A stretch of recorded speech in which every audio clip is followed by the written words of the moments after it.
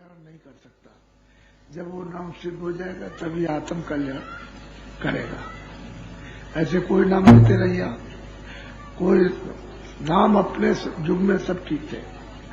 त्रेता का त्रेता में, द्वापर का द्वापर में, सतयुग का सतयुग और कलयुग का कलयुग। जब आपकी रामायणी में लिखा है कि कलयुग जोग न जग न ज्ञान, कलयुग में जोग जग ज्ञान कुछ नहीं, इसको निषेध कर दिया। रामायण में बिल्कुल निषेध किया। एक आधार नाम, वो नाम कौन सा है ये आपको नहीं मालूम, इसी को तो आप नहीं जानते, तो इसलिए शंका मत किया करो। ये जिस देश में आप रह रहे हो ये आपका देश नहीं है, ये आपका नहीं, ये परदेश है। इस मुसाफिरी में आप यात्रा में हो और कहते हो मेरा है, मेरा है, मेरा है, ये धोखा हो जाएगा, आपको नहीं मालूम है। तो इसलिए परदेश है। अपने देश के सोचने की विचार करो। और आपका जो देश है इन जीवात्माओं का, वो कैसा देश है। तो एक छोटी सी प्रार्थना बोलो, हम उसका आपको संकेत देंगे। एक छोटी प्रार्थना बोलो, पहले मैं बोलूंगा उसके बाद आप। सत्य गुरु सतनाम तुम्हें कोला को परनाम।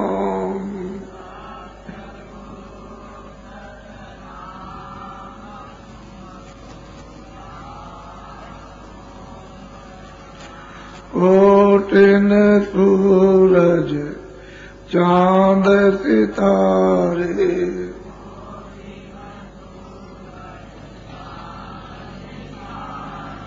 कोटिन सूरज चांद सितारे,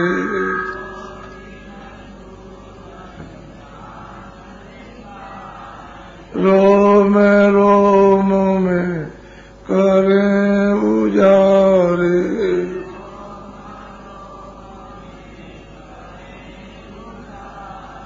रोम रोम में करें उजारे।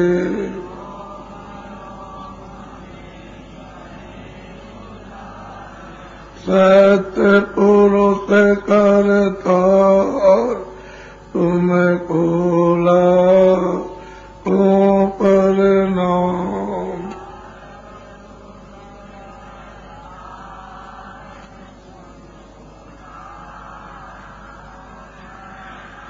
अरबों सूरज चांद सितारे,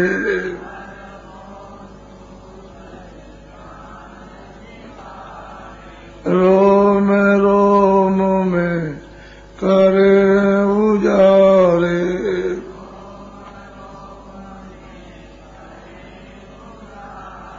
रोम रोम में करे उजारे।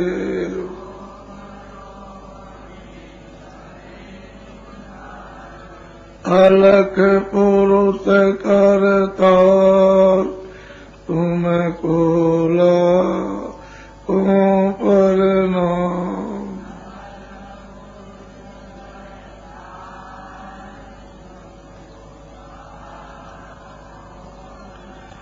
खरबों सूरज चांद सितारे,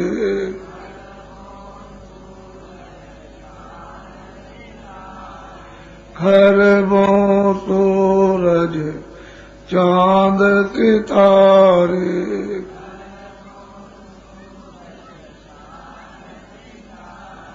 रोम रोम में करें उजारे,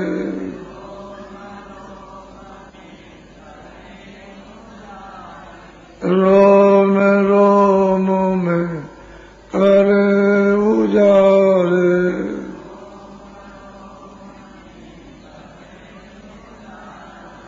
अगम पुरुष करता तुम्हें कोला को परनाम।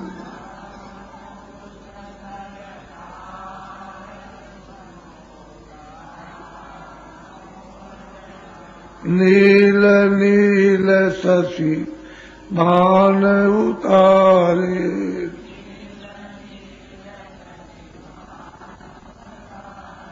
नील नील शशि भान उतारे,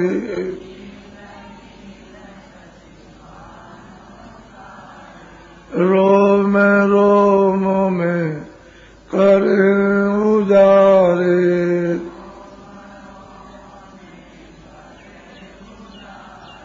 रोम रोम में कर उजारे,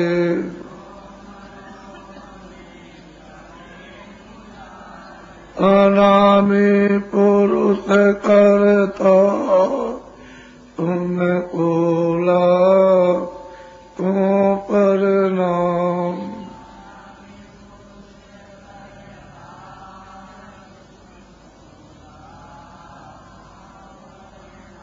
अनामी पुरुष करता तुमको लाखों प्रणाम,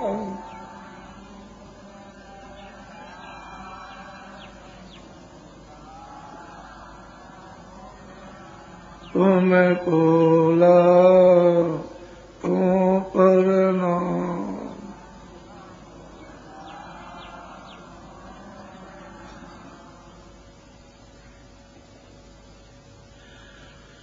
बच्चे और बच्चियों, ये अंधकार का देश है, अज्ञान का।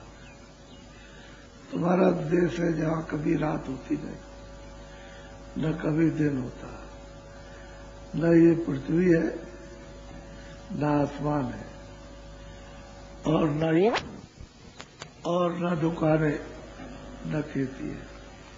इन आत्माओं का ऐसा उज्जवल पवित्र आनंद का अथाह समुद्र, अथाह देश, आप उसको छोड़कर यहाँ परदेश में कैसे आए हो तो आपको तो मालूम है। अगर मनुष्य शरीर में आप इतना ही किसी से पूछते कि भाई मैं कौन हूं, कहां से आया, मुझे कहां जाना, मैं यहां क्या ढूंढ रहा हूं, तो शायद हो सकता है कि कोई न कोई मिल जाता तो इसका पूरा पूरा पता आपको बता देता। लेकिन आपने कभी तलाश नहीं की, कभी खोज नहीं की आपने, बस ऐसे ही पराये देश में आकर कहने लगे मेरा है, मेरा है, मेरा, ये मेरा है, मकान मेरा है, जमीन मेरी है, ये कारखाना मेरा है, इसी में हल्ला गुल्ला मचाने लगे। सही बात यह है कि आप परदेसी हो। ये मानव शरीर अनमोल है, ये बार बार नहीं मिलता। सतयुग, त्रेता, द्वापर, कलयुग, कितने आपने पुण्य किए होंगे और वो पुण्य जमा हुए होंगे, जो मनुष्य शरीर पाने के इतने दिनों के बाद आपको अब ये अनमोल मनुष्य शरीर थोड़े दिन के लिए दिया गया।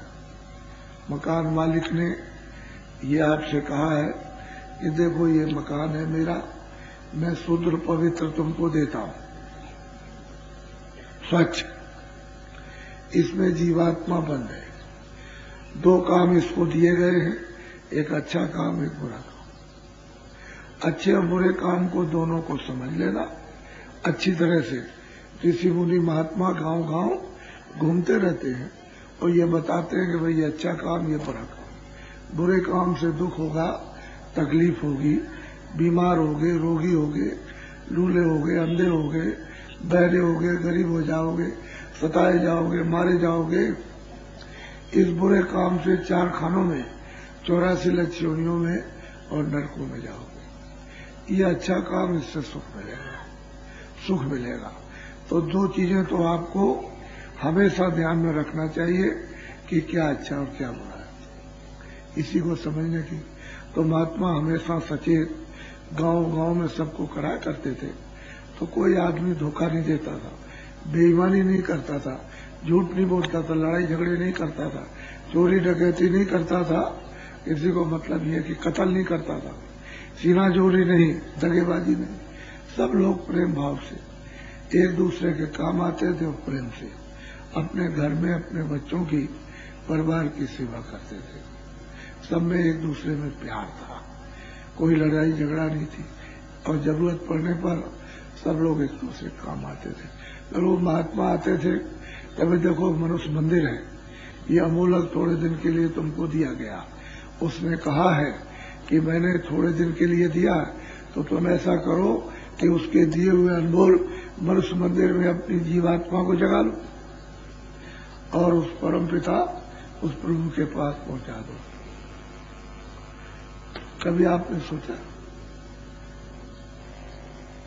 ये मनुष्य मंदिर है थोड़े दिन के, आपको उसने दिया, काहे पर दिया? किराए पर। तो आप क्या कर रहे हो? ये सामान इकट्ठा कर रहे हो, ये मकान बना रहे हो, जमीन है, कारखाना है, दुकान है, घर में सब सामान ले आते हो, अनाज है, फल है, सब्जी है, कपड़े हैं, सोना है, चांदी है, इसको रखो। ये तेरा है, ये आपका है। इतनी आपको बुद्धि दी गई और उससे आपने जरा भी नहीं समझ, ये आपका है, ये आपका है, तो किराए पर आपको मिला। ये आपको अनमोल, ये थोड़े दिन के लिए मनुष्य शरीर ये किराए पर दिया। ये सारे संसार का सोना और चांदी एक थाली में रख करके और ऐसे करो कि तुम पर चढ़ा दिया जाएगा, सब तुमको दे दिया जाएगा और तुम खड़े हो जाओ, ये खड़ा हो जाएगा। ये सोना चांदी से खड़ा कर लेगा। ये किराए का मकान है, अनमोल, इसकी कोई कीमत नहीं, ये अनमोल है और थोड़े दिन के लिए आपको मिला। तो आप करते, खेती करते, दुकान दफ्तर का काम करते, जो कुछ भी ले आते, अनाज, सब्जी, फल की, उसको आप खाते, कपड़े पहनते, मकान में रहते, झोपड़ी में रहते, आपको मना नहीं। लेकिन ये तो सोचना चाहिए कि ये किसका है, ये इसका है, किराए के मकान का, ये सारा सामान इसका है, किराए का मकान का है, इसमें जीवात्मा का कोई सामान नहीं। तो जैसे ही समय पूरा हुआ, आप तो इसमें लग गए, काम में, क्रोध में, लोभ में, मोह में, मार काट में, इसमें लूट में, इसमें गाली गलौज में, इसमें, तब तक आपका समय अमूलक खत्म हो गया। उसने वारंट काट के दे दिया, ये लो, जाओ लल्लू सिंह, ये दीनदयाल, ये रामनाथ, श्यामवती, लीलावती, नूरजहां, ये मोहम्मद नूर, इनका वक्त समय पूरा हो गया, जाओ अभी कागज ले जाओ, मकान खाली कराओ। तो सिपाही दौड़ पड़ेंगे। तुम अमेरिका में बैठे हो, चीन में हो, उससे उनको कुछ मतलब नहीं, यहीं से आवाज देंगे तो चीन में आवाज फौरन जैसे तोप लगती है, बम के गोले धड़ाक से लगेगी, आप उलट जाओगे जमीन पर, आंखें अंधी हो जाएंगी, कान बहरे और बुद्धि पागल हो जाए, गिर जाओगे। लोग दौड़ पड़ेंगे, तुमको कहेंगे भाई अभी तो तुम ठीक खड़े थे, लेकिन अब कुछ नहीं, न तुम देख सकते हो, न बोल सकते हो, और न सुन सकते हो, न समझ सकते हो। वो कहेंगे देखो ये मालिक का हुक्म हो गया, ये समय पूरा हो गया, मकान खाली कर दो। तो क्या करेंगे सिपाही? ये मन को, बुद्धि को, चित्त को और प्राणों को, और वो जो चेतन जीवात्मा है जिसको रूह कहते हैं, वो शरीर से निकाल बाहर। ये शरीर ऐसे गिर जाएगा, ये पड़ा, ये जमीन पड़ा, जितना सामान तुमने अरब खरब तमाम दुनिया का इकट्ठा किया, ये सब ये पड़ा, ये सब सोना चांदी, मकान, जमीन, ये सब पड़े, जो घर में सामान रखा, और जिसने इकट्ठा किया ये पड़ा, ये इसके काम नहीं आएगा और ये इसके काम नहीं आएगा। आपका अब ये बताओ कि आपने अपनी जीवात्मा के लिए क्या किया? मैं ये पूछना चाहता हूं, वो जीवात्मा जो इससे निकाल दी जाएगी, उसके लिए आपने कौन सा धन कमाया, जो उसकी समय पर कोई भी रक्षा, देखभाल, संभाल नहीं करेगा, तो उसके लिए क्या कमा के रखा? उसके लिए तो कभी आपने सोचा ही नहीं। इसके लिए अरे भाई ये तो किराए का मकान है, ये सामान इसकी हिफाजत रक्षा संभाल के लिए, तो इसकी संभाल करो, रक्षा करो, कपड़े दो, खाना दो खूब अच्छी तरह से, और दवा दो, मकान में रहो, कौन मना करता। लेकिन जीवात्मा के लिए कुछ तो 23 घंटे तो करो इसके लिए मेहनत, और 1 घंटे अगर तुम समय बचा करके जीवात्मा के धन के लिए मेहनत करके तो आत्मकल्याण ही हो जाता। ये जीवात्मा भवसागर रूपी नदी से पार उतर जाती तो वे जलमती मरती। तेरा देश है, कहते मेरा राज है, ये मेरा पूरा गांव है, ये सब तो इसी में लगे रहे आप, तब तक समय पूरा उनका निकलो, चलो निकाल बाहर कर दिया, अब तुम्हारा गांव है। तो बच्चा कहेगा मेरा, उसका भी समय होगा, चलो निकलो। अरे आपका घर गांव है, खेती परदेश में, दूसरे देश में आप अपनी चीजें मान रहे हो दूसरे की, और कहते हो कि मेरा घर है। जब घर तुम्हारा है तो तुमने क्यों छोड़ दिया, क्यों इससे निकल के चले गए? तो आपको पता भी नहीं कहां गए, कुछ नहीं मालूम, इसलिए तुमने अपने घर को छोड़ा, वो यहां मारे फिर रहे हो, और आपको अपना घर नहीं मिल रहा, अपना देश नहीं मिल रहा, अपना प्रभु नहीं मिलता, अपना आनंद नहीं मिल रहा, अपना ज्ञान, अपनी शक्ति नहीं मिल रही है, उससे आप वंचित तो ढूंढ क्या रहे हो? आप आनंद ढूंढ रहे हो, खेती में मिल जाएगा, पैदा करेंगे तो खूब खाएंगे, रुपया पैसा इकट्ठा करेंगे, उसमें आनंद मिलेगा, कपड़े ले आएंगे, आंखों से देखेंगे खूब, कानों से सुनेंगे, जिह्वा से स्वाद लेंगे, इंद्री का स्वाद। इसमें क्या ढूंढ रहे हो? आनंद। तो इसमें आपको मिला, इतनी मेहनत की आपने, तो ये क्या है? क्षणिक ठंडक है, आनंद तो तुम्हारा खो गया, उसी की तो तुम तलाश कर रहे हो।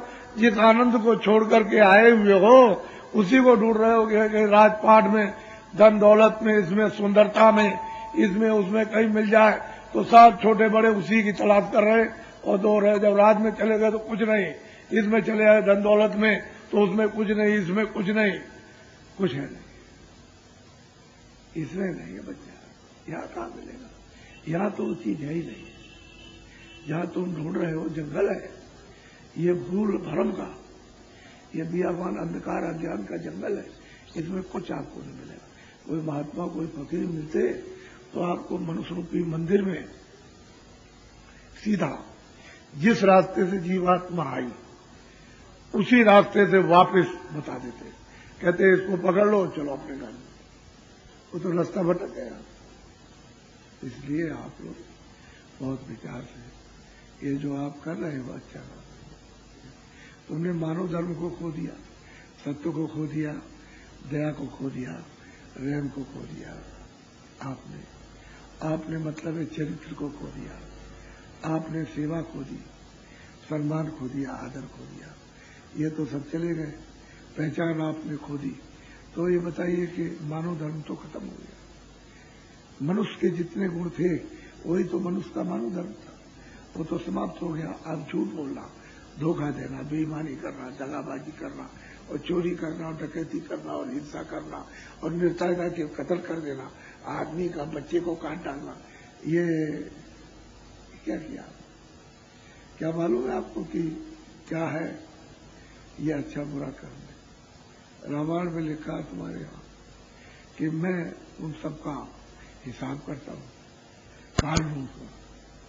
काल रूप होकर के खड़क लेता हूं और उसका बदला लेता हूं। तो आप ये अदले बदले देना पड़ेगा, ये तो कर्म का कर्जा है। जैसे किसी से बाहर से यानी कर्जा लेते हो बैंकों से तो उसका ब्याज देना पड़ता, तो ये कर्म का कर्जा है। जिसको मारा, काटा, नाक काटी, कान, हाथ, पैर, ये चीज दिया, गला काट डाला, तो कर्म का कर्जा है, मैं ब्याज के आपको देना पड़ेगा। तो फिर वो आपसे बदला लेगा, फिर आपको ये मनुष्य शरीर मिलेगा। सतयुग, त्रेता, द्वापर, कलयुग कितने बीत जाएंगे अनगिनते, ये मनुष्य शरीर आपको प्राप्त नहीं होगा। ये तो आपकी बात तुमको अमूलक मनुष्य शरीर इस जीवात्मा को जगाने के लिए और उस परमपिता परमात्मा को मनुष्य रूपी मंदिर में प्राप्त करने के लिए आपको दिया गया, और आपने इसमें कुछ नहीं किया। तो मेरी बात को सुनो आप बड़े ध्यान से। ये जो आप देखते हो कि शरीर में किधर आंख है, किधर ये आंख देखते हो, अगर ये तुम्हारी आंख बंद हो जाए, ये कान तुम सुनते हो तुम्हारे बंद हो जाए, तो सुनाई दिखाई देगा? नहीं देगा। तो फिर सब ऐसी बात समझ लो। इसी चीज को समझने की जरूरत थी। जब तुम ऊपर से इन्हीं रास्ते से भेजे गए थे, तुम्हारी आत्माओं की जमीन यहां तो नहीं है, ये तो जमीन शरीर की है। ये जो शरीर है, ये पशुओं का, मनुष्य का, परिंदों का, ये कीड़ों का ये शरीर, उसकी ये जमीन है, और तुम्हारा सबका आसमान का। लेकिन जो जीवात्मा तुम्हारे अंदर बैठी है, बंद है, उसकी जमीन ऊपर है और आसमान नीचे है। जमीन ऊपर है, आसमान नीचे। ये जीवात्माओं की जमीन नहीं है। वो तो बहुत सुंदर जमीन, बहुत खूबसूरत जमीन, बहुत आनंदित जमीन है, बहुत शक्ति ज्ञान की जमीन है। ये क्या, ये तो मतलब नहीं है। आप देख लो इसको, ये शरीर की है, जड़ की। शरीर क्या है? जड़ है। लेकिन चलता फिरता क्यों है? इसमें चेतन जीवात्मा जो भगवान का अंश है, वो इसमें बैठा हुआ। तो अब ये बताओ, तुमने कभी ये सुना? बड़े बड़े डॉक्टर, बड़े बड़े वैज्ञानिक भारत में आए, बहुत रिसर्च कर रहे हैं, और उन्होंने रिसर्च किया कि भाई इस शरीर के अंदर कौन रहता। तो आलिम एक शरीर में आने वाले नहीं। एक बालू का एक छोटा सा कण, एक जर्रा उठा लिया जाए, उसके 1 लाख टुकड़े कर दो, उससे भी जीवात्मा छोटी है इसमें। अब तुमसे पूछा जाए कि शरीर के अंदर जीवात्मा कहाँ बैठी हुई है, तो आप नहीं बता सकते हो। तुम मेरी तरफ सुनो, तुम तो पढ़े लिखे हो, समझदार हो। ये देखो, इधर इस शरीर में बैठी हुई है वो जीवात्मा। तो कहाँ? यहां नहीं है, इधर नहीं बैठी, न यहां पर है, न वो इधर है, न इधर नाभि में है, न इंद्रिय द्वार में, और न गुदा चक्र में, कहीं नहीं। यही नहीं यहां पर। मेरी तरफ सुनो ध्यान से। ये जीवात्मा इधर देखो, दोनों आंखों के मध्य भाग में, दरमियान में ये बैठी हुई है। इधर ये, इधर देखो, ये इसका डंडा, ये आकाश का डंडा। ये आंखें बंद हो जाएंगी तो आकाश नीचे, ये, और आंख खुल जाएगी तो ये आकाश ऊपर है। ये यहां बीचों बीच में बैठी है, इधर ये डंडा है। तो इसके आगे उधर कुछ, इधर ये मृतलोक है, ये बीचों बीच में बैठी है। तो जीवात्मा में, उस रूह में, उस सोल में 1 आंख है। शरीर में 2 आंखें, कितनी आंख हुई? बोलो। 3 आंखें हुई। ये जीवात्मा बैठी हुई है, उस जीवात्मा में 1 कान, उस रूह में 1 कान, और शरीर में 2 कान। कितने कान हुए? 3 कान हुए। ये जीवात्मा बैठी है, उसमें 1 नाक। जीवात्मा में, रूह में 1 नाक, और शरीर में 2 नाक। कितनी नाक हुई? तो तुमने कभी किसी से सुना था कि 3 आंखें होती, 3 कान होते, 3 नाक? अब तुम ये नया, ये हमारा आध्यात्मिक विज्ञान है, ईश्वरीय विज्ञान है। ये हमेशा रहता है, इसको कोई लोप नहीं कर सकता। और जब पाठ पढ़ाया जाता है तो इतना सुगम, इतना सरल, इतना सीधा, लेकिन तुमने उसको इतना मुश्किल कर दिया, क्योंकि अज्ञान में, भूल भरम। यदि बहुत सीधा है, बहुत सरल है, लेकिन उसको तुमने इतना टेढ़ा मेढ़ा कर दिया, इतना कष्टदायक, कि लोग ये समझते हैं कि भगवान की प्राप्ति कभी हो ही नहीं सकती। तो तुम्हारी रामायण झूठी हो गई। रामायण में लिखते हैं कि कलयुग के समान भगवान की प्राप्ति के लिए दूसरा कोई युग नहीं। सतयुग, त्रेता, द्वापर कुछ नहीं, कलयुग ही में भगवान मिलते हैं। लेकिन तुमने कभी ये सोचा है कि कैसे भगवान का दर्शन होगा? तो जब तुम्हारी जीवात्मा की आंख बंद है और शरीर की आंखें बंद है, तो तुमको न तो इधर से दिखाई देगा, न उधर से दिखाई। अगर जीवात्मा की आंख खुल जाए, तीसरी आंख, ज्ञान चक्षु दिव्य खुल जाए, तो तुमको स्वर्ग भी मिल सकता है, वैकुंठ भी मिल सकता है। और परम पिता परमात्मा का जो ईश्वर है, उसका साक्षात्कार, और उसके बाद ब्रह्म का भी साक्षात्कार, उसके बाद पार ब्रह्म का भी साक्षात्कार कर सकते हो। लेकिन तुम्हारी आंख खुल जाए। पर ये आंख बंद क्यों हो गई? कि तुमको अधिकार दे दिया अच्छे बुरे कर्मों का, कि जो तुम चाहो सो करो, और पाप और पुण्य, हमारी तरफ से कोई रोका टोकी नहीं है।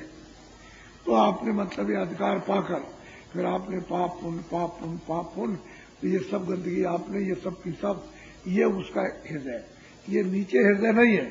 इधर देखो, इस डंडे के नीचे हृदय नहीं, इसके ऊपर, इस आकाश के ऊपर जीवात्मा का हृदय। तो जो कुछ भी तुमने पाप पुण्य अच्छा बुरा जो कुछ भी आपने किया है छोटा बड़ा, ये सब इसके ऊपर जमा है। वहां आग तो जाएगी नहीं, और ये जल भी नदियों पर ही जाएगा, न आपके कुओं का जाएगा, न पाइप का जाएगा जो धो देगा साफ कर देगा। ये तो कुछ नहीं, तुम्हारा शरीर ही जिंदा जला दिया जाए तो पाप नहीं जलते। ऐसी जगह उसमें जमा कर रखी है, उन्हीं का तो हिसाब होता है। तुम जो कुछ भी सुबह शाम कर रहे हो, 60 वर्ष 70 वर्ष 80 वर्ष तक किया, तुमने जो कुछ भी वो सब वहां लिख रहा। तुम्हारा जिसके साथ जो किया वो सब वहां पर है। और जब तुम यहां से इस किराए के मकान से वहां ले जाओगे तो वहां तो कोई अंधेरा है नहीं, उजाला ही है। वो नक्शा ऐसे फैला दिया जाएगा, पूरा का पूरा वर्ष होगा। और जिसके साथ जो कर रहे हो वो सामने है। वो पूछेगा कि भाई तुमको तो ये बताया था कि बुरा काम, ये अच्छा काम, बुरे काम को मत करना, अच्छे काम को करना तुमको अधिकार दिया था, तो तुमने अच्छा काम नहीं किया। ये तुमने क्या किया, ये कर रहे हो, ये क्या किया तुमने। तो पूछेगा भाई हमने भेजा था महात्माओं को, किताबों को लिखवाया था, तो तुमने उसको नहीं पढ़ा, महात्मा कोई नहीं मिले। आप क्या जवाब दोगे, बात तो समझेगा। इसलिए आप आए थे अरे जीवात्मा को दिखाने के लिए। ये दरवाजे पर बैठ गई, ऊपर जाने का रास्ता है, और फिर इसको नीचे गड्ढे में लिए चले जा रहे हो, तो बताओ फिर तुम्हारा ये मानव जीवन का क्या लाभ हुआ। मनुष्य जीवन खाने के लिए, सोने के लिए, भोगने के लिए, गाली गलौज, चोरी चमारी या बेईमानी दगेबाजी करने के लिए या कत्ल हिंसा के लिए नहीं दिया गया, आत्म कल्याण के लिए। मनुष्य शरीर अनमोल साधना का धाम है। इसी से लोगों ने प्राप्त करके किताबों लिखा, देख करके लिखा, देख लिखा। तो आप लोगों ने बड़ा भारी अपना नुकसान कर दिया, इसमें आप फंस गया करके, इसलिए आप नहीं समझते। इसी तरह से हमारे कान बंद हो गए तो भगवान की देववाणी क्यों नहीं सुन पाते हो। ये कान बंद हो गए तुम्हारे, जीवात्मा के कान जब बंद है उस कूड़े कचड़े से, जैसे बाहर के कान बंद हो जाए तो किसी की आवाज नहीं सुनोगे, चाहे तुम्हारी माँ हो चाहे तुम्हारा पिता हो, किसी की आवाज नहीं सुन सकते हो, कोई भी हो, क्योंकि कान बंद हो गए। किसी के रूप को नहीं देख सकते हो क्योंकि आंखें बंद हो गई। ऐसे ही जीवात्मा की आंख, कान बंद हो गई, नाक बंद हो गई, तो बेचारी कुछ नहीं कर सकती। उसका कूड़ा कचरा हटा दो तो आंख खुल जाए। लेकिन जब बाहर की आंख कान बंद होते तो दौड़ के डॉक्टर के पास जाते हो कि बड़ी मेहरबानी, बड़ी दया कीजिए, और मेरे आंख कान नाक बंद हो गई, तो दया करके दवा दे दीजिए। पैसे तो लेगा ही, लेकिन फिर भी उससे दया मांगते हो। ऐसे ही तुम किसी महात्मा फकीर के पास जाते जिसने उसको प्राप्त किया कि भाई मेरी आंख और कान बंद हो गई, मैं कैसे उसको देख सकता हूं, तो दया करवा करके आप कोई अंजन लगा दीजिए तो मेरी दिमाग ठीक हो जाए, साफ हो जाए, खुल जाए, कान खुल जाए, तो भगवान की देववाणी सुनाई देने लगे। और मतलब उसका साक्षात्कार, यानी साक्षात्कार तो दिव्य दृष्टि से स्वर्ग का, वैकुंठ का, और मतलब है शक्ति लोग और ईश्वर के लोगों का तो ऐसे ही होता है जैसे आप तो अंधेरे में हो। ये प्रकार तो कुछ नहीं, ये तो कुछ नहीं। उधर तो सूरज है ही नहीं, निकलने की तो बात ही खत्म कर दीजिए। उधर सूरज और अंधेरे ही नहीं, वहां तो उजाले उजाला है। तो वो देव सृष्टि है, देवलोक आपको तो विचार। और दरवाजे पर बैठ करके सामने स्वर्ग वैकुंठ है, सीधा सामने, लेकिन तुमने पहाड़ की तरह से जो अपने पाप पुण्य की चट्टाने लगा रखी, और आंख तुम्हारी जीवात्मा की, कान बंद हो गए। और इसको कोई हटाएगा तब तो आपको दिखाई देगा परे। तब आपने किसी को ढूंढा, कैसे नहीं, धोखा खा गए। समय आपका सब चला गया। अब आ गई 50 साल की उम्र, तो अभी हाथ पैर थकने वाले। तुम नहीं जानते हो कि बचपन में कुछ नहीं होता, बच्चा होता कुछ नहीं कर सकता, और बुढ़ा होता तो कुछ नहीं, उसके बस की बात नहीं। अब ये जो कुछ भी काम करना है, खेती करो, दुकान करो, दफ्तर का काम करो, इसी के साथ साथ जवानी के इसको ही थोड़ा सा बचा लो, इसी में से तो परमात्मा की प्राप्ति हो जाएगी। और तुमने इसमें से थोड़ा समय नहीं बचाया तो कुछ नहीं, फिर बाद में कुछ नहीं कर सकते। तो 23 घंटे इसमें और 1 घंटा इसके लिए बचा लो तो जल्दी से तुम्हारा काम हो जाए। ये तो भारत का विज्ञान सिरमौर है, ये तो भारत में रहता है। क्या वो मीरा, क्या वो कबीर, क्या मतलब ये कि रैदास कुछ पढ़े लिखे थे, कोई यूनिवर्सिटी कॉलेज में पढ़ते, लेकिन देखो आज यही तो सोचने की चीज है कि आध्यात्मिक ज्ञान अलग है, भौतिक बुद्धि ज्ञान अलग। भौतिक बुद्धि ज्ञान जितना भी है सब नाशवान, आध्यात्मिक ज्ञान जितना भी है सब अचल है, अस्थायी है। तो ये है कि दो अलग अलग है, वो चैतन्यता का, ये जड़ता का।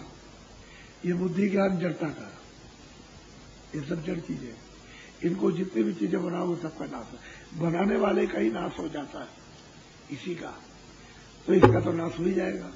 और फिर वो जीवात्मा चेतन है, उसको इसने नहीं बनाया, वो तो मतलब ये है कि ऊपर से आई है तो वो तो नाश नहीं होती है। उस पर आवरण, उस पर कूड़ा कचरा ला दिया, उसको हटाओ और अपने घर में ले चलो, स्वतंत्र है। न जलवो न मरो, न 84 जाओ, न नरकों में जाओ, न हिंदू बनो न मुसलमान बनो।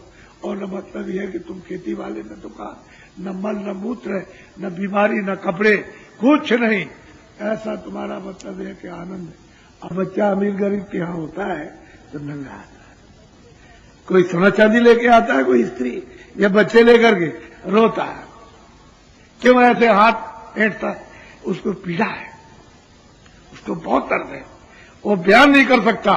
अगर वो उस पीड़ा को बयान कर दे, उस समय होश आ जाए बयान कर दे तो आपकी अकल ठीक हो जाएगी, वो बयान नहीं कर सकता। जब जाने लगोगे तुमको तो मालूम नहीं, तुमने तो ये सब सामान अपना कहकर, मेरा है, ये मेरा है, मेरे बच्चे, मेरी स्त्री है, मेरा पति है, मेरा ये मेरा है पड़ा, मेरी जमीन में मकान। लेकिन जब जाने लगोगे तो ये बम के, तोप के गोले, एटम बम के कुछ नहीं है, इतनी जोर से ये चटकता है, इतनी जोर से इन हड्डियों में आवाज होती है। तो कितनी पीड़ा हो, कितना दर्द होगा आपको तो इसका अंदाजा नहीं। तो जलमत मरण दूसरे दो कोई, ये बयान कोई नहीं कर सकता। सबने मतलब एक कलम को तोड़ दिया, ऐसी पीड़ा, ऐसा दर्द होता। तो जब तुम मतलब यह है कि आए थे तब तो देखा था, देखना चाहिए था, कुछ नहीं था, बाद में सब तुम्हारा हो गया। लेकिन जब जाने का समय हुआ और उसने कहा कि चलो, उसने कहा हमारे इस मकान को खाली करो, तो बस आप रोटी खा रहे हो, खड़े हो, आप हवाई जहाज में जा रहे हो, मोटर में, वहीं गिर गए। अरे क्या हो गया, क्या हो गया, किसी को तो कुछ दिखाई देगा नहीं, वो तो अंदर से अंदरी का काम। बात मतलब यह है कि कहते हैं आप निकलो जल्दी से, मन बुद्धि चित्त और प्राण और जीवात्मा को निकाल के बाहर कर दिया। अब ये रहेगा ही मिट्टी, ये सामने क्या करोगे, घर में रखोगे तो बदबू आएगी। तो क्या कहते हो, अरे ये जल्दी करो, देर मत करो, बहुत डर लगने लगा, इस पर कपड़े डाल दो, अब नहीं देखा जाता, इसको ले जाओ। धीरे से कहोगे ले जाओ, लेकिन बाहर वाले चिल्लाएंगे कि भाई क्या हो गया, क्या चला गया, तो उसको इधर मतलब बाहर ले आओ। अंदर वाले तो धीरे से करेंगे, लेकिन धीरे धीरे फिर जोर से कहने लगेंगे ले जाओ। कपड़ा डाल करके उसको ले जाते हुआ, मुसलमान गड्ढा खोदते नीचे डाल देते और हिंदू लकड़ियों पर रख देते हैं। तो उसको देखना चाहिए कि कपड़ा ढक के रखा था, लेकिन जब आग लगाई फुर, कपड़ा तो एकदम और शरीर दिखाई देता। तो आपको ये देखना चाहिए कुछ लिए जा रहा, जब देख लो ये तो बिल्कुल नंगा हो गया, कुछ लिए जा रहा, कोई सोना चांदी लपेटे जा रहा। अरे तुम्हारे, तुम इतना नहीं ज्ञान कर सके बुद्धि से, भौतिक की बोध भी करते विवेक, तो आपको ये जानकारी तो फिर मोह ममता में नहीं भरते। तो ये भी काम करते, खेती दुकान, दफ्तर का कपड़े पहनते, बच्चों की सेवा करते, अतिथि का सत्कार करते, ये सब काम हो जाता और जीवात्माओं के भी कल्याण हो जाता, उसको भी जगा लेते आप। तो इसमें से कुछ नहीं किया, ये परदेश है, जो है चल रहे हो, लड़ाई कर रहे, कसरतबाजी, ये सब रहे ठकर, सबको बुला देता, किसी को छोड़ता नहीं है। उसने 4 खाने, अंडज पंडज उखवा के स्थावर, 4 खाने, 84 नस्लें उसने बना रखी हैं और कई नाम के उसने नायक बनाए। तुमको इसमें से निकाल के वो डालेगा ना, तो कहा तुम्हारा वहां सेव करेगा। ऐसे लाख लाख मील की लगियां उन पर टांग करके, और इतने इतने बड़े बड़े खंबे हैं जैसे सारा संसार, ऐसे एक खंबा जल रहा, उसी में लगा करके ऐसे जलाए जाते करोड़ों करोड़ों वर्षों का। कितने राजे महाराजे चिल्ला रहे, लाखों मीलों तक आवाज आती है, लेकिन ये कब दिखाई देगा? जब अंदर की दिव्य आंख, ज्ञान चक्षु, तीसरा नेत्र, जो मनुष्य रूपी मंदिर में सबके बाद वो जब खुल जाएगा तो दिखाई देता। तब ये होता है कि उसको इस जीव की क्या दुर्गत होती है। अरे भाई, तुमको कर्म बंधन में तो बांध ही दिया, आजादी तुमको इतनी दी है कि जितनी भगवान को भी आजादी नहीं मिली, इतना अधिकार कर्म करने का दे दिया आपको। जो चाहो सो करो, लेकिन उसका फल अपने आप हो। हम ना आदेश देते हैं ना मना करते, वो तो अधिकार आपको। और तुम अगर कुछ ना करो तो निकल चलो, उसके लिए भी कुछ नहीं कहता, निकल जाइए। हमारा कर्जा हमको दे दो, जो तुमने लिया दिया हमको चुका दो, हमको दे दो ये, और अपना चले जाओ, उसके लिए रोक टोक नहीं है। लेकिन ये कर्जा है जो कितने युगों का, आप चुका लोगे अपने ऊपर, किसी महात्मा वकील से मिलो तो वो उसको जला देगा, धो देगा। तुमने रामायण ही सुनी है, नयन अमीर दृग दोष विमंजन, नेत्रों में जो दोष आ गया उसको महापुरुष जो है जड़ी बूटी औषधि आंख पर लगा देते हैं, तो मैल जीवात्मा का कट जाता है, तो दिव्य आंख, ज्ञान चक्षु, तीसरा नेत्र खुल जाता है। और यहीं से बैठ करके दरवाजा पर बैठे हुए हो और फिर अपने घर में प्रवेश नहीं हो सके और नीचे जा रहे हो अंधेरे में। अरे उजाला में जाना चाहिए था, प्रकाश में, रोशनी में। इसलिए मैं तो कुछ अमूलक चीज देने आया हूं, लेकिन मेरी कुछ जरूरी बातें सुन लो, आगे बड़ी तकलीफ आने वाली। कोई भगवान आपको और महात्मा श्राप नहीं देते, वो कुछ नहीं, महात्मा तो कभी देते ही नहीं, सवाल ही नहीं, भगवान भी नहीं देता। लेकिन जो जो आपने कर्म किए हैं उसका तो आपको दंड मिलेगा। तो बताइए, आपने कुछ बचाव के लिए सोचा है तो आगे बहुत तकलीफ आने वाली है। 47 सालों में इतनी तकलीफ नहीं आई, ऐसी बीमारियां आपने नहीं देखी, ऐसे झगड़े नहीं देखे, समझ गए, ऐसी महंगाई नहीं देखी आपने, अर्थ की ऐसी कमी, रुपए पैसे की कमी नहीं देखी। ये सब आगे आने वाली है, उसको मैं संकेत दे रहा हूं कि तुम लोग इसको सुन लो और सुन करके कोई बचाव का सोचो, समझ लो इस बात के लिए।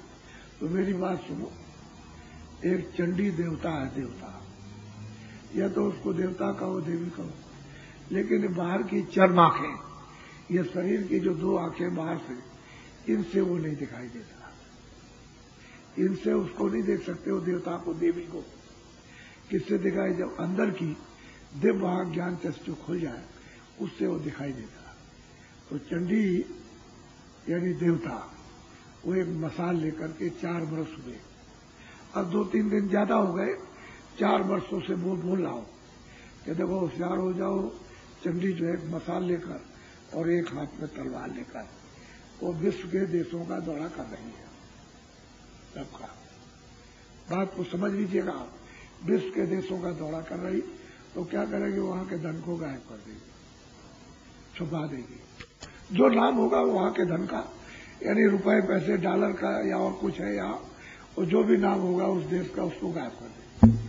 तो वहां की जनता चलाएगी कि भाई पैसे किधर हो, चले गए।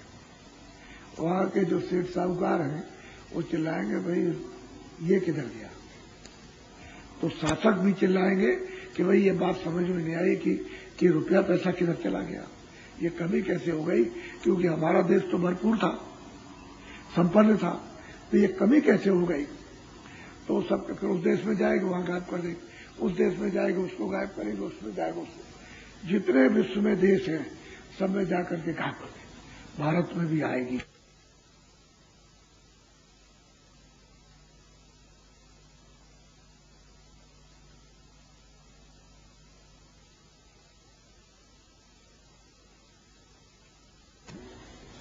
और भारत में भी आकर के यहाँ के धन को गायब कर देगी। तो यहाँ की जितनी जनता है वो सब चिल्लाएंगे भाई धन किधर गया।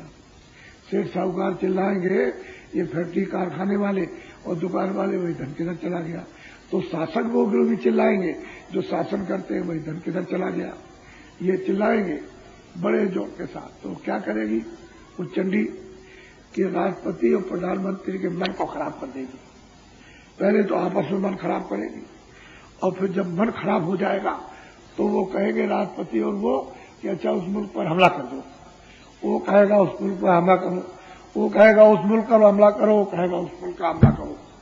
तो ये बच्चों, जब एक दूसरे मुल्क पर हमला होने लगेगा और उधर वो ये गायब कर देगी तो ये बताओ कि लड़ाई में ये नहीं लगता?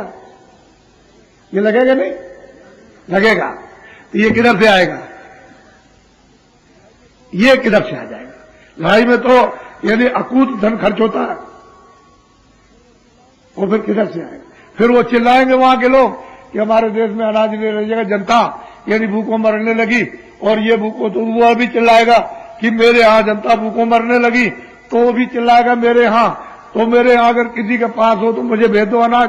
तो जब अनाज नहीं होगा तब क्या होगा? कोहराम मचेगा, ओला। पहले सोच लो, तुम्हारे हित की बात कर रहा हूं, मेरा इसमें कुछ नहीं है, तुम अपना सोचो।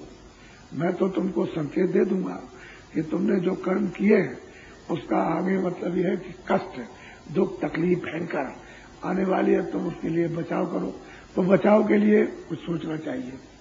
किसी से पूछो भाई हमको तो नहीं मालूम, लेकिन आप बता दीजिए, तो वो बता देगा कि हम भाई इस तरह से बचाव करो। तो ये तकलीफ तुमको नहीं मालूम। ऐसी बीमारी यानी फैलेगी कि तुम बंबई और कलकत्ते और दिल्ली जाओ और वहां सब डॉक्टरों के दवा खोजो तो सब के सब यही जवाब देंगे, न तो इसकी कोई फैक्ट्री है न दवा। वैसे मैं डॉक्टर हूं तो मैं ये टैबलेट तुमको दे दूंगा, तुम खा लो, लेकिन ये दवा नहीं है, और 1 रुपए की दवा 1000 रुपए। तो मेरा बच्चा ये किधर से देगा? यानी क्या बीतेगी? ये तुम्हारे भले के लिए। तो बुरा काम मत करो, अच्छा करो। यानी क्या करो? सत्य बोलो, दया करो, सेवा करो, आदर करो, पहले समझ लो, रक्षा करो, एक दूसरे के काम आओ। ये अच्छा काम है।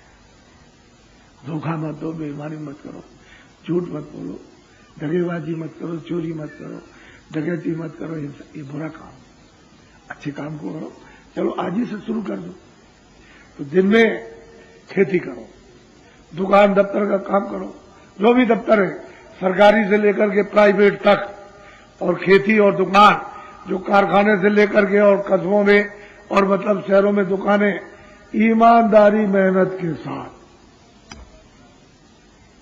ईमानदारी मेहनत घर में चाहिए, नहीं पति पत्नी 2 मिनट भी नहीं चल सकते। ईमानदारी मेहनत वहां भी चाहिए। ईमानदारी मेहनत भाइयों में चाहिए, नहीं भाई भाई नहीं रह सकते। ईमानदारी मेहनत अपनी जाति में चाहिए, नहीं जाति नहीं रह सकती। ईमानदारी मेहनत धर्म में चाहिए। जो भी धर्म किसी का, हिंदू मुसलमान कोई भी धर्म हो, ईमानदारी मेहनत उसमें भी चाहिए। अगर नहीं रहेगी तो नहीं धर्म चलेगा। ईमानदारी मेहनत राज में चाहिए। अगर वहां भी ईमानदारी मेहनत नहीं होगी तो राज नहीं चल सकता। ये बात आपने क्यों नहीं सोची? आपको तो अपने हकी की कमाई, कहीं भी काम करते हो आपको मिलता है। दफ्तर में किसी सरकारी गैर सरकारी दफ्तर में काम करते हो, वेतन आपको मिलता है। जब आप मांगते हो और कहते हो हमको कमी हो गई, तब तक कुछ बढ़ जाता तो आपको मिलता। फिर तो ईमानदारी मेहनत करनी चाहिए। जब आप ईमानदारी मेहनत नहीं करोगे, उसमें चोरी करने लगोगे और बगल में तुम खेत काटोगे और बगल में रात को तुम किसी कारखाने से पेटी उठा ले आओगे, तो ईमानदारी मेहनत चली गई। फिर तो मतलब है उसमें तुम्हारी बरकत ही नहीं होगी। वो तो उसमें रोग लग गया, घुन लग गया, वो तो मतलब खत्म हो जाएगा। ईमानदारी मेहनत सबने चाहिए, और ये आपने सबने छोड़ दिया। सबने मिट्टी मिला दो, कंकड़ मिला दो, इसमें ये मिला दो, उसमें वो मिला दो, उसमें वो मिलाओ, ये सब काम। पैसे लो आप, चाहे पैसे इरादा कर लो कि मुझे 1 रुपए में 4 आने लेना है, तो डंगा पीट के लो कि देखो साफ चीज है ये ईमानदारी है। इसको ईमानदारी कहते हैं। मेहनत की और मेहनत का आपने फल लिया कि ईमानदारी ये है कि मतलब 1.25 रुपए का है, तो ठीक है दे देंगे भाई, चीज तो खराब नहीं। लेकिन जब आप बेईमानी करने लगे, मिलाने लगे, तब तो उसमें रोग लग गया। तू नहीं समझता है कि मेरा ये कैसे निकल जाएगा, लड़की बीमार, लड़का बीमार, स्त्री बीमार, पति बीमार, माता पिता बीमार, अड़ोसी बीमार, पड़ोसी, सब पैसा तेरा उसमें चला जाएगा। परेशान अलग, काम से अलग जाएगा, घर का काम नहीं, दुकान का नहीं। तो ईमानदारी, मेहनत बहुत बड़ी चीज है, वो मनुष्य का सबसे बड़ा खंभा है, और वो आप लोगों ने सबने छोड़ दिया। तो मैं तो आपको संकेत दे रहा हूं कि दिन में काम करो और बच्चों की सेवा, इतना जरूर है कि शाकाहारी रहो। मनुष्य इंसान हो, शाकाहारी हो जाओ। शाकाहारी का मतलब समझ लो, जितने मोटे महीन अनाज और मोटी महीन सब्जी, मोटे महीन फल, आप घी दूध दिन में 100 बार खाओ। आप नर नारी बच्चे बच्चियों को मना किया जाए तब ये कहना, तो आप इसको खुद खाइए, आप खुद मना, लेकिन अशुद्ध आहार नहीं। हे बच्चे बच्चियों, अशुद्ध आहार मत, अशुद्ध आहार मत करो। किसी आदमी को, किसी बच्चे को, किसी जानवर को, किसी पंछी को, किसी को, अरे अशुद्ध आहार नहीं। अशुद्ध आहार से अशुद्ध बुद्धि, फिर बीड़ी तंबाकू हुक्का पियो, मैंने तो कभी पिया नहीं। हे बच्चों, ऐसा कोई नशा मत करो जिससे तुम्हारी बुद्धि पागल हो जाए। तुम घर में किसी बहू बेटी को, मां को नहीं पहचान सकते, अगल बगल में बुद्धि पागल हो जाएगी। उस पागलपन में चले जा रहे हो, गड्ढा मिलेगा, पैर पड़ेगा, टांग टूट जाएगी, टांग टूट जाएगी और सिर लड़ जाएगा, फट जाएगा, मर जाओगे। बताओ पैसा कहां से आएगा? ऐसा वैसा न रामायण कहती, न महात्मा कहते, न कुरान कहती है। मेरा आप क्यों ऐसा करते? बीड़ी तंबाकू हुक्का दियो। लेकिन जो बच्चे 18-20 साल के हो गए, बीड़ी तंबाकू हुक्का नहीं पीते, अरे बच्चों तुम कभी भूल कर मत पीना, ये बुरी आदत है। जो पीते हैं उन्हीं को पी लेने दो, तुम मत पीना। अगर जीवन अपना चाहते हो, रोज तुम चिल्लाते हो, देखो ये स्कूल है, ये बच्चे पढ़ते हैं, छात्र, तुमने इनके बारे में कुछ सोचा? मुझसे सांप कहलाना चाहते हो और कुछ दे दूं तो मिर्चे लग जाएंगे आपको। तुमने इनके बारे में कुछ सोचा? जिस समय पर तुमको देश आजाद हुआ था, उस समय पर बड़े बड़े लोगों को शिक्षा देनी चाहिए थी कि देखो भाई, अब तो देश हमारा आजाद हो गया, अब तुम्हारे हाथ में सब कुछ आ गया, फौज आ गए, खजाना आ गया, कागज पत्तर, कोर्ट कचहरी, सब कुछ आपके हाथ में आ गया। तो इनसे कहते हैं देखो भाई, कारखाना आपका, ये दुकानें सब आपकी, ये खेती आपकी, ये सब रेल बस आपकी, ये जितने दफ्तर हैं छोटे बड़े, सरकारी गैर सरकारी, सब आपके, ये स्कूल आपके, ये सब आपके, अध्यापक आपके, जितने बच्चे इसमें पढ़ते सब आपके। ये सबको बोध यानी ज्ञान कराना चाहिए था राष्ट्रीयता की, भक्ति का और सेवा का। तो क्या होता है इससे मालूम आपको कि जितनी आपने मेहनत की है, वो जो आमदनी आपकी हुई थी वो सुरक्षित रहती और वो आपके काम आती, लेकिन तुमने समझा नहीं। ये सब दुकानें सब, मान लो कि हमको दवा की जरूरत है, बीमार है, गए आप गांव में कि भाई हमको दवा चाहिए, उनका भाई कल तो लोग आए थे, जला गए, तो दवा कहाँ है? तो गए इंदौर दौड़ करके, वहां दुकान पे गए, भाई हमको इस बीमारी की दवा चाहिए, चले गए, यहां भी आए थे, दवा की दुकान चला गए, तो दवा बताओ कहां से मिलेगी? जब बीमार हुए तभी तो जरूरत पड़ेगी। कहीं बस में जाना, कहीं रेल में जाना, तो चीजें तो सब आपकी हैं, सब आपके काम आएगी। ऐसा क्यों समझते हो? कोई शादी विवाह है तो दुकान पर जाओगे, घर में रखो रहोगे, सामान खराब हो जाएगा। दुकान पर रहते हैं, हेरते फेरते पान की तरह से हेरते फेरते रहते हैं, सामान ठीक रहता है, तो आप गए ले आए जाकर के, तो जरूरत पर वहीं जाओगे, सामान ले आओगे जाकर के। तो ये सब आपकी चीजें थी, लेकिन आपने क्या कहा?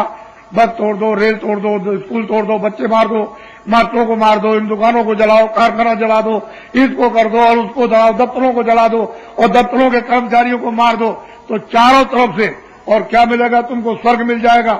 तो 47 सालों में आपने क्या किया है कि ये सब अपनी आमदनी, जो खेती, दफ्तर, दुकान, कारखाने, रेलों की, बसों की, हवाई जहाजों की और बिजलियों की, सब को खत्म कर दिया। हे बच्चा, कुछ नहीं रह गया। मेरे दिल से पूछते, कुछ नहीं रह गया। तब ये भगे कि भाई किसी तरह से ये कैसे राजकाज चलेगा, तो बाहर गए, कहा हमारा देश बड़ा गरीब है और आप अपने देश से कुछ कर्जा दे दो। तो विदेशों से कर्जा मांग के ले आए। कितना ले आए ये तो आप विद्वानों जानो, मुझसे इससे मतलब नहीं, लेकिन कर्जा ले आए। मैं तो इतना ही जान सकता हूं कि कर्जा आप दे नहीं पाओगे। जब ब्याज ही नहीं दे पाते हो, कर्जा देना बहुत मुश्किल, विदेशी कर्जा। फिर ये बताओ आप कि कर्जा कौन देगा, क्योंकि विदेशी तो कर्जा छोड़ेंगे नहीं भारत से। जो भारत को दिया वो तो छोड़ेंगे नहीं। तो ये सब एमएलए चले जाएं और एमपी चले जाए, सब हट जाए तो ये दे देंगे? ये बच्चा कोई नहीं देगा।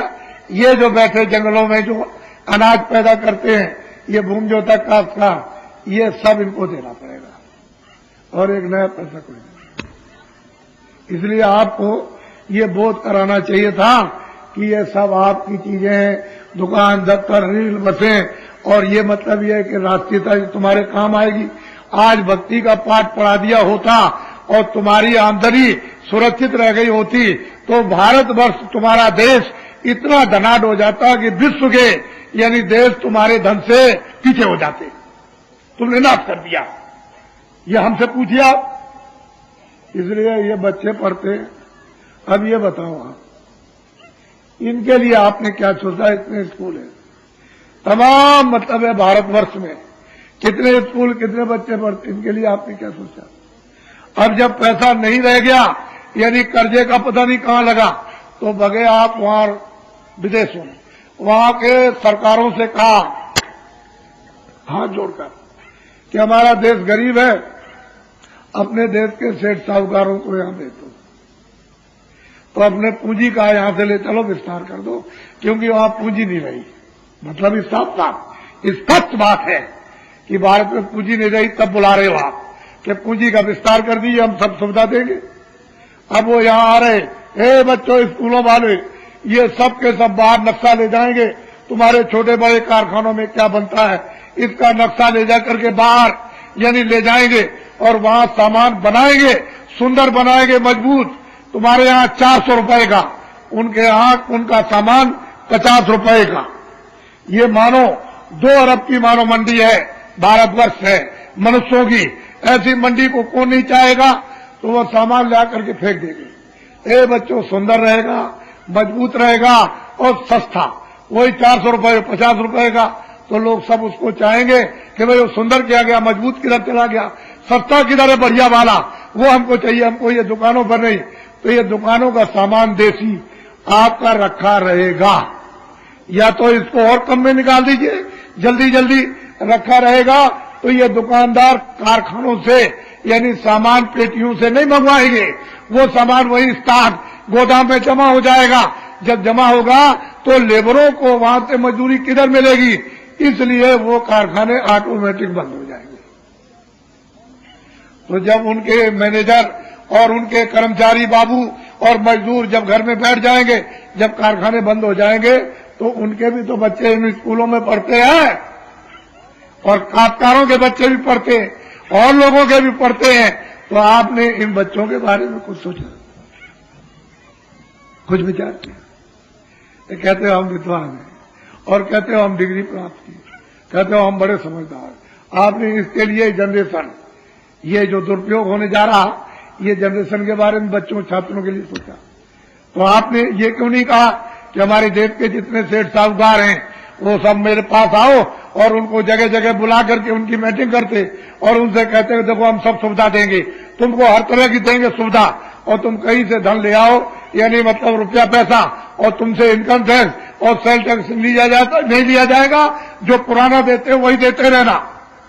तुम 1 साल में और 1.25-2 साल के अंदर छोटा बड़ा कारखाना लगा दो। चलेगा, अच्छा हम लगा देंगे, तो आप हमको सुविधा दे दीजिए, हमसे पूछे नहीं कहां से ले आए, तो ये ले आएंगे और साल 1.5 साल 1.25-2 साल में छोटा बड़ा कारखाना। तो इनसे ये कहिए कि जितने भी छात्र पढ़ रहे स्कूलों में उनको सबको काम नौकरी देते हैं। इनको तो ये छात्र हैं, इनको ढूंढने की जरूरत नहीं, एप्लीकेशन लगाने की जरूरत नहीं है।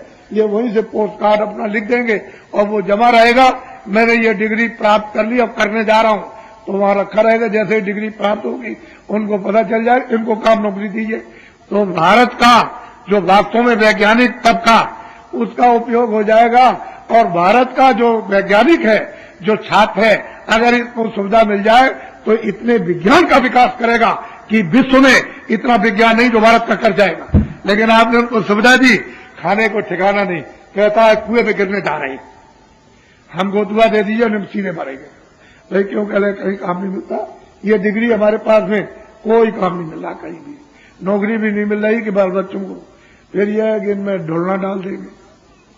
ढोलना समझते हो, जो गाय भागने वाली होती है, दूसरे खेत में चली जाती है, तो उसको एक लकड़ी का ढोलना डाल देते हैं, तो फिर पैरों में जब भागते हैं तो खट खट लगता है। वो तो आप जानते ही हो। तो इनको ढोलना का मतलब समझते हो, इनके साथ एक गले में बांध दिया जाएगा, वो शादी विवाह एक बांधी जाएगी। तो जब घर में आएगी तो दूसरे दिन बोलेगी कि भाई अब तो कहीं जाओ, कहीं काम हम देखो, कहीं नौकरी चाकरी, तो कुछ कमा के ले आओगे, हम भी पहनेंगे, तुम भी पहनोगे, खाएंगे। तो बेचारा एक दिन दो दिन धीरे धीरे कहा, फिर कहती रही, तो बेचारा निकल के बाहर गया। महीने दो महीने बाहर घूमता रहा, कहीं बंबई किधर, और खर्चा भी किया। घर लौट के आया, कहले कहीं काम नहीं मिला। तो घर में अब वो जोर से तड़क भड़क होने लगी, हम तुमको देख लेंगे, तुम हमको। तो कहता है माँ बाप से, कहने लगे ऐसी जिंदगी किस काम की, सीधे ही नदी में गिरता हूं, कुएं में। और कितने बच्चे ऐसे ही मर गए, कितनी स्त्रियां मर गई। तो आप ये नहीं जानते, इस पर सोचो।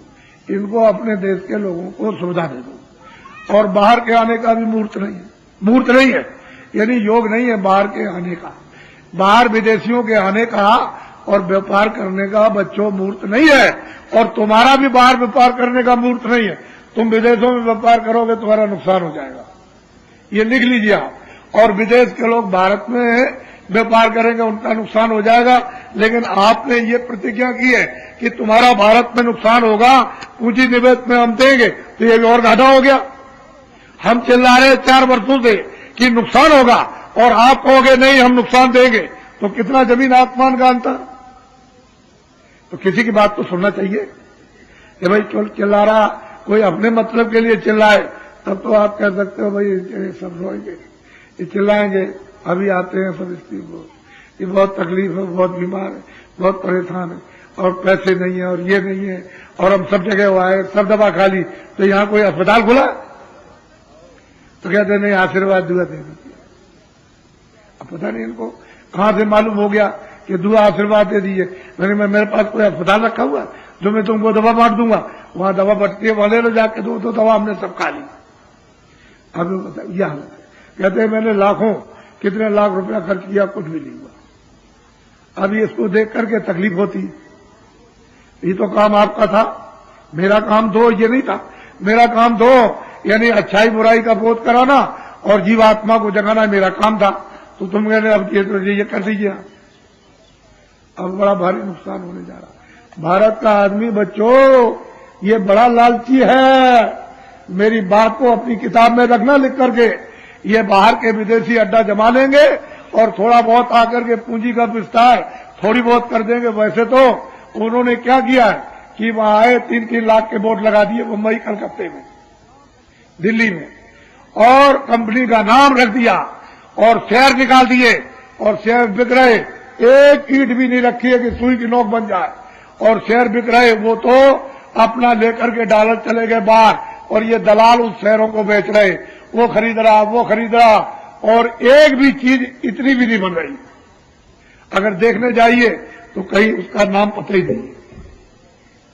हे बच्चों तुम क्या हो गए हो, ये सोच लो। भारत का आदमी बड़ा लालची है। ये चारों तरफ अड्डा जमा लेंगे और बड़ी बड़ी पोस्ट वालों को, जो बड़े ऊंचे पोस्ट पर है, बड़ी की पोस्ट पर, उनको खरीद लेंगे तो तुम्हारा भारत फिर गुलाम हो जाएगा, फिर हो जाएगा। कहते कुछ है, करते कुछ है और सोचते कुछ। कोई बैठता नहीं है साथ। जो कहे, जो सोचे और जो करे तब तो बैठ जाए। ये कहा और ये किया और ये सोचा, 3 काम अलग अलग हो गए तो कैसे एक जगह मिलाप होगा। इसलिए अस्त व्यस्त हो गया, अस्त व्यस्त। व्यवस्था जो पहले की थी अस्त व्यस्त हो गई, वो व्यवस्था बिगड़ गई। अब बिना ऋषियों मुनियों के ये व्यवस्था आपके आने वाली नहीं। अब ये बताओ, तुम अनुभव करो, कि जिसने कोई नशा कर लिया और पागल रहता है, सुबह भी करता शाम को वो घर चला सकता है, कोई आमदनी कर सकता। आप पहले उसको देखो। जब आप अपने घर में एक छोटी सी चीज देख लो तो बड़ी बड़ी चीज देखो, फिर राज कैसे चलेगा, बड़े काम कैसे होंगे। तो मैं तो एक सत्य बात आपके सामने, क्या मैं तो अमोलक चीज देने आया हूं कि मेरा तो समय फिर मुझे मिलेगा नहीं, और पता नहीं तुम्हारा समय पूरा हो जाए। तो मतलब यह है कि आज ही रात को तुम्हारा समय पूरा जाओ क्या, कोई 2 महीने में, कोई 4 महीने में, इसमें 2-4 महीने में कई लोग चले जाएंगे। तो मतलब समय तो मैं तो ये सोचता रहता हूं कि एक घड़ी आधी घड़ी, आधी में पुनः उसी संगत साथ की हर को टपरा, एक चिंगारी भी, वो मतलब यह है कि योग रूपी अग्नि की इसके हृदय में जहां यानी पहाड़ों का पहाड़ पापों का जमा वहां पड़ जाएगी तो तमाम जला देगी। तो इसका तो बहुत बड़ा काम हो जाएगा।